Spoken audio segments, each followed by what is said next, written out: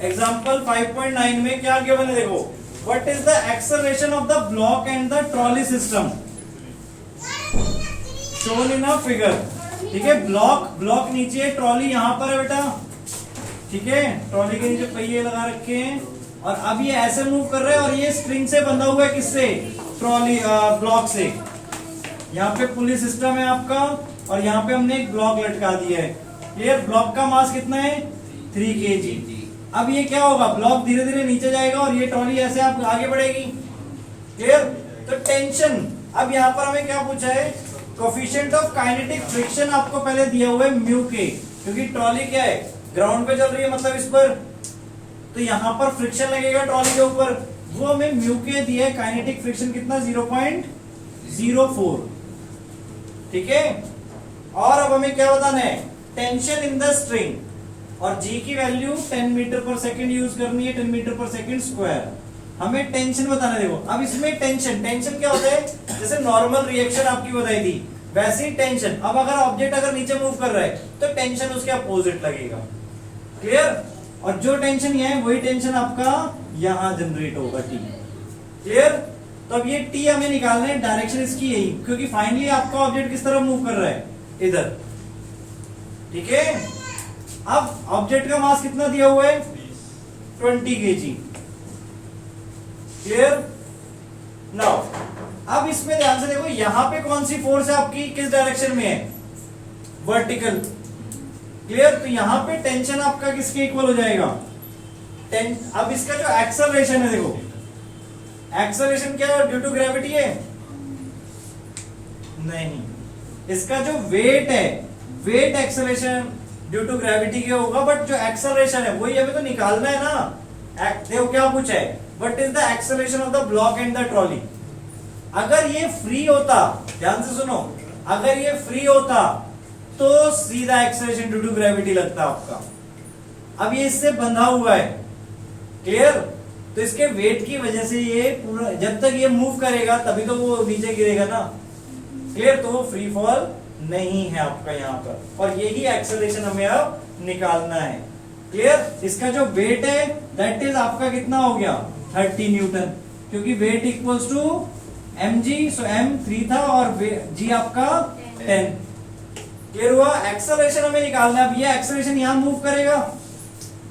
ठीक है, अब यहाँ पे फोर्स देखो क्या क्या लग रही है, 30 न्यूटन वाली नीचे ला रही है इसे, t वाली ऊपर से खींच रही है इसे, तो y एक्सिस में 30 डाउनवर्ड लग रही है, t ऊपर लग रही है, फाइनली कहां मूव कर रहा है ये, डाउनवर्ड।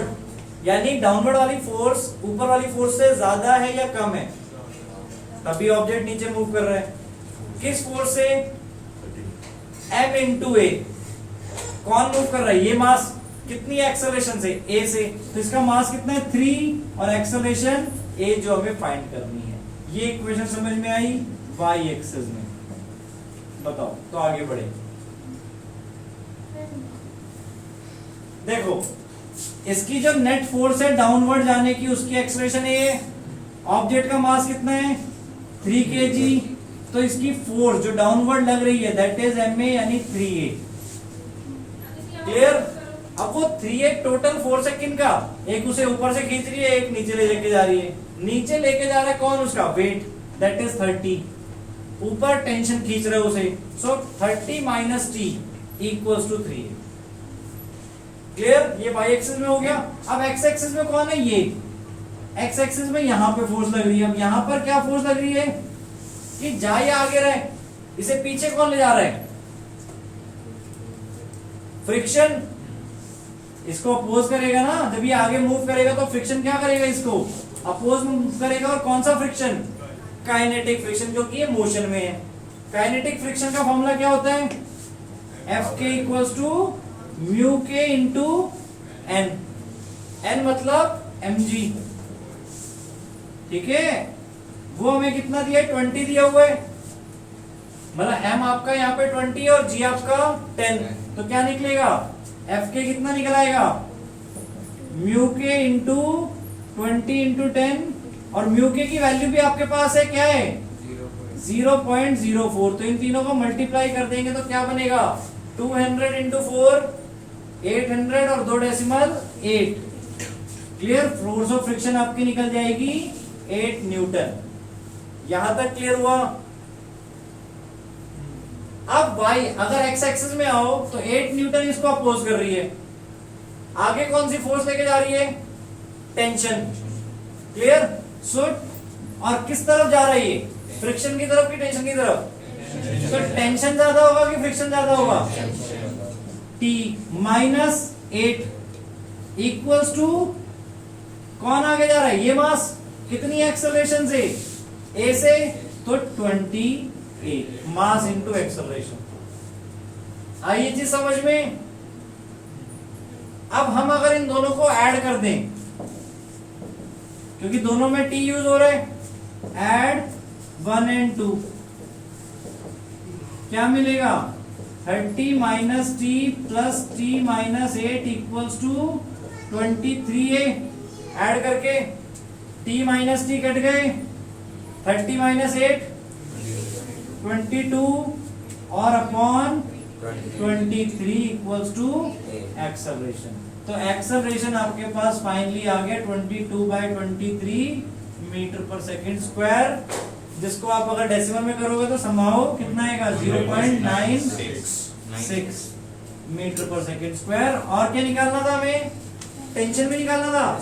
अब टेंशन निकालने के लिए हम क्या करेंगे, एक ही वैल्यू किसी भी इक्वेशन में पुट कर दो और सॉल्व कर देंगे। 30 minus 3A equals to T बना दिया हमने। क्लियर, 3 इंटू 0.96 करेंगे तो कितना आएगा, बताओ फटाफट। 4 कम है, एक में 12, सो 30 माइनस 2.88, सो कितना आ जाएगा, 30 माइनस 2 28 और एक और कम 27.12 newton equals to tension. Clear, तो इतनी टेंशन फोर्स आपकी स्ट्रिंग में जनरेट हो रही है और आपकी एक्सेलरेशन क्या है, 0.96 मीटर पर सेकंड स्क्वायर। क्लियर, तो 0.96 मीटर पर सेकंड स्क्वायर से ऑब्जेक्ट नीचे आएगा और टेंशन आपकी जो डेवलप हो रही है यहाँ पे वो कितनी है, 27.12 न्यूटन। ठीक है।